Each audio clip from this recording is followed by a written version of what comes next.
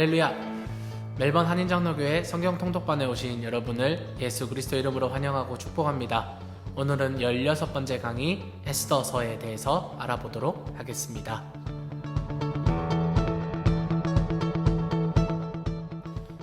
에스더서는 스토리의 주인공 에스더의 이름을 따서 에스더서라고 이름이 붙여졌습니다.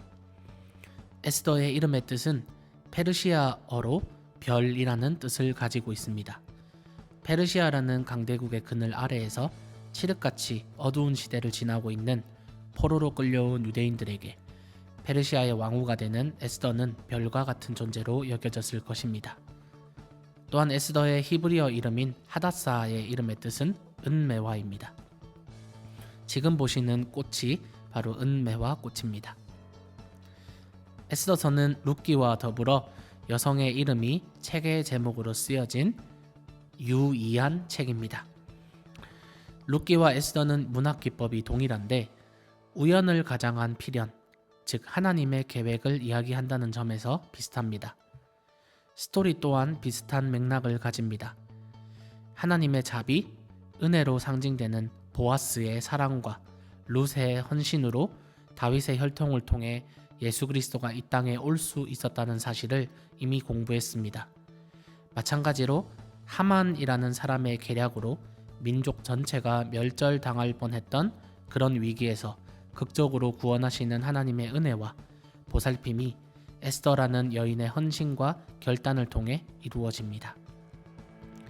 에스더서의 시대적 배경은 페르시아 제국의 통치 하에 있는데 특별히 아하수에로 왕 시기를 배경으로 하고 있습니다.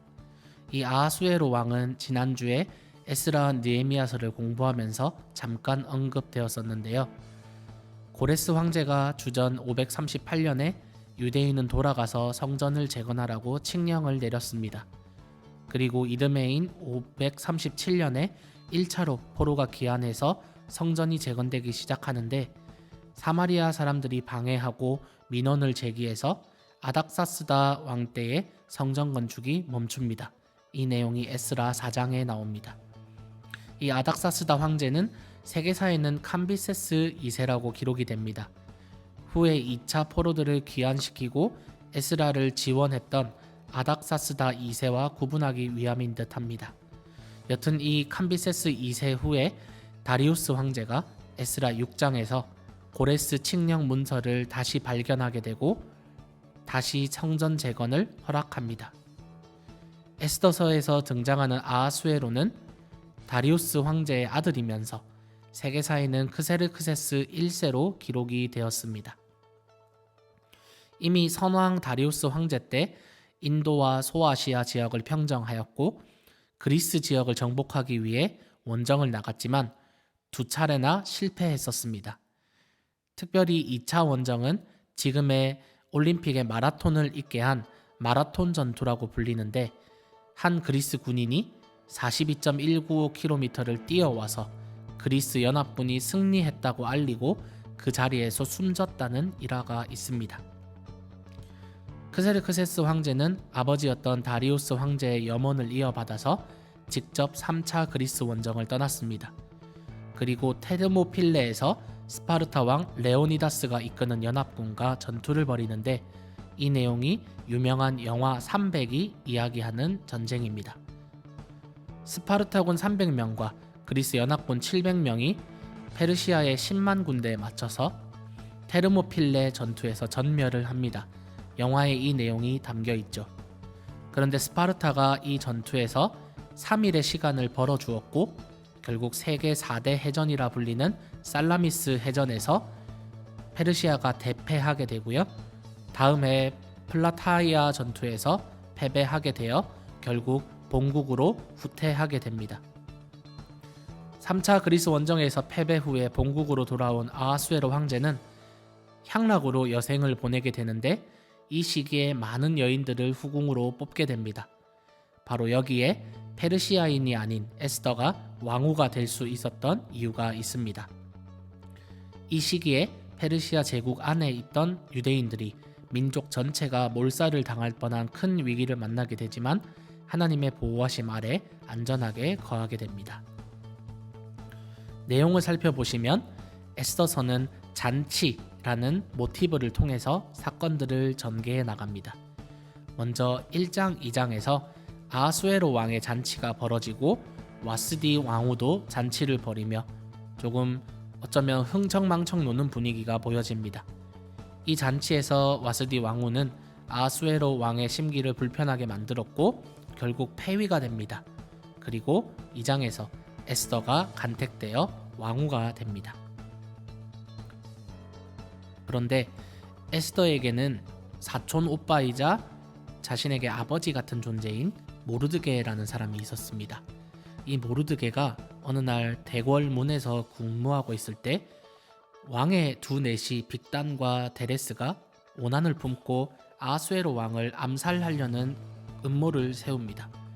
그 음모를 알게 된 모르드게가 에스더에게 이 사실을 알리게 되었고 에스더는 왕에게 말하였습니다. 사실을 조사해 보니 음모가 밝혀졌고 그 내시 두 사람은 처형당하게 됩니다. 그리고 모르드게가 아하수에로 왕의 생명을 살렸다라는 이 사실이 왕이 보는 앞에서 궁중실록 역사책에 기록이 됩니다. 그런데 3장 4장에서는요 모르드게가 금식을 하는 장면이 나옵니다.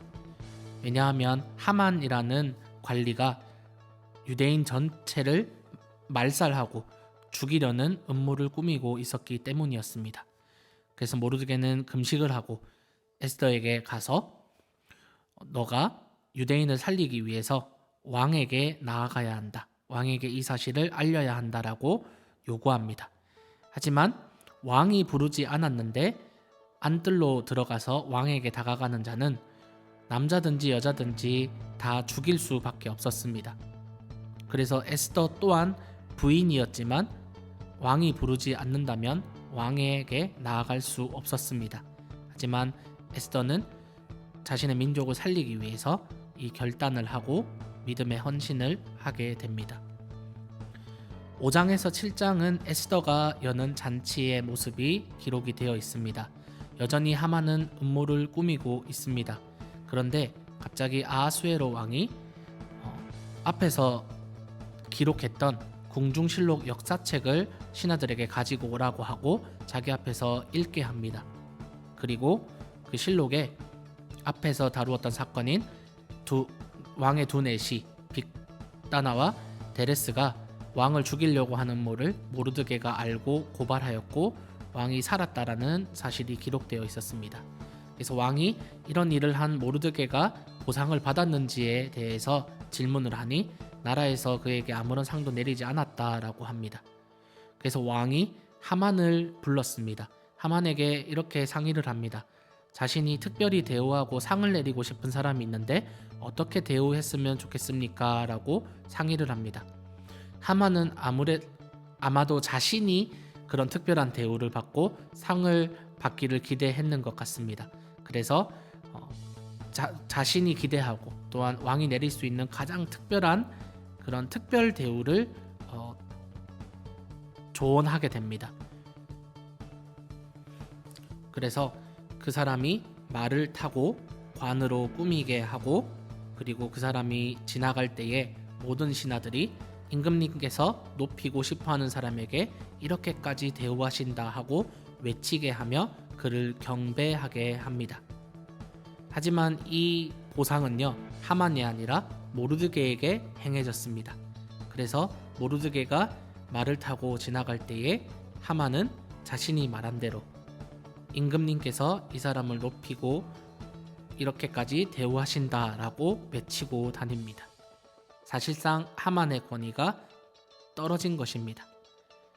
그래서 하만은 아내와 모든 친구에게 자신이 겪은 일을 이야기하며 그의 친구들과 아내는요 그에게 이제 당신이 유다 사람 모르드게 앞에서 무릎을 꿇었기 때문에 당신은 그에게 맞설 수가 없을 것이다 라고 이야기합니다. 그래서 모르드게는 보상을 받고 하만은 멸망당하게 됩니다.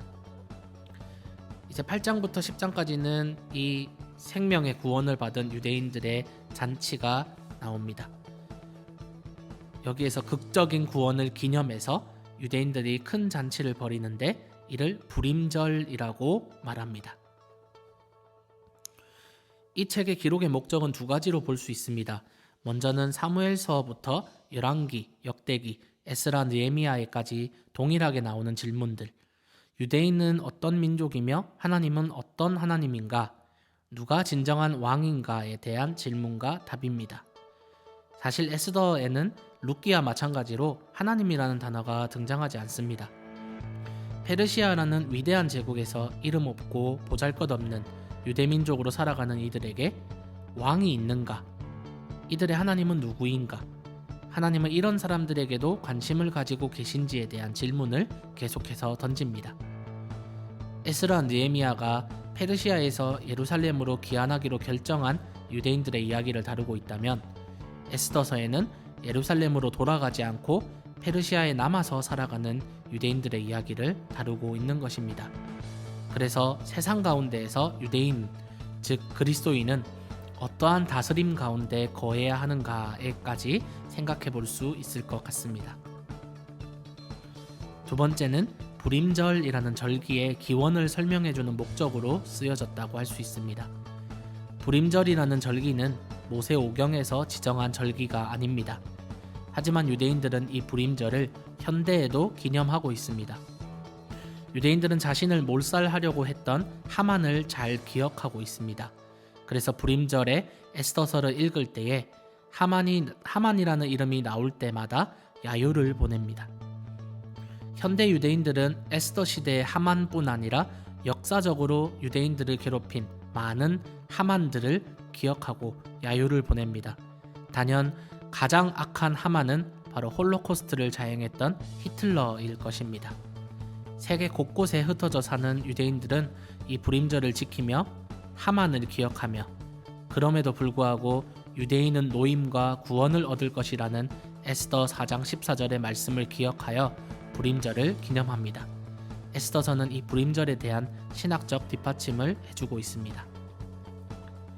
에스더서의 핵심 포인트는 언약에 신실하신 하나님과 죽음을 불사하는 믿음을 뽑을 수 있을 것 같습니다. 또한 에스더서에서 발견할 수 있는 그리스도의 모습은 페르시아의 황제까지도 다스리시는 하나님의 모습과 불의에 맞서며 자신의 백성들을 죽음에서 생명으로 살리는 데에 헌신한 모르드게와 에스더를 통해서 그리스도의 모습을 발견할 수 있습니다. 오늘 이렇게 에스더서에 대해서 알아보았습니다.